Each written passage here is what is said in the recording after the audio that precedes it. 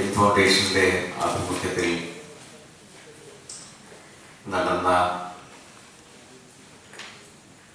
യാത്രയ്ക്ക് ശേഷം യാത്ര കടന്നുപോയ 140 പഞ്ചായത്തുകളിൽ 100 പഞ്ചായത്തുകളെ തിരഞ്ഞെടുത്തിട്ട് അവിടെ ഈ സാക്ഷരത സമ്പൂർണ്ണമാക്കുക എന്ന ഉദ്ദേശമാണ് PM പണിക്കർ ഫൗണ്ടേഷൻ മുന്നോട്ട് വെച്ചിട്ടുള്ളത്.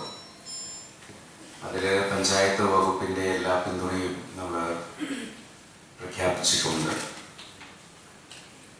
അവരതിനു വേണ്ടിയിട്ടുള്ള ഒരു ടൈം ടേബിളും ഉണ്ടാക്കിയിട്ടുണ്ട്. ഞാൻ അങ്ങനെ സൂചിപ്പിച്ചിരുന്നു, നമ്മുടെ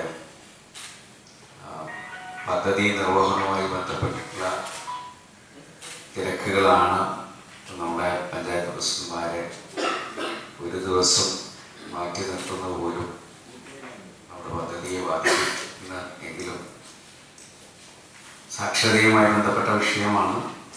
ഈ സാക്ഷരത നമ്മുടെ ലക്ഷ്യവുമാണ്. നമ്മൾ സാക്ഷരതാ പരിപാടി കഴിഞ്ഞപ്പോൾ നമ്മുടെ എഴുത്ത് അറിയാത്തവർക്ക്, വായന അറിയാത്തവർക്ക് അത് പരിശീലിപ്പിച്ച് വരുമ്പോഴേക്കും ഈ പരിശീലനം നൽകിയവരോട് പുതിയ തലമുറ ഒരു ചോദ്യം ചോദിച്ചു: നിങ്ങൾ സാക്ഷരരാണോ?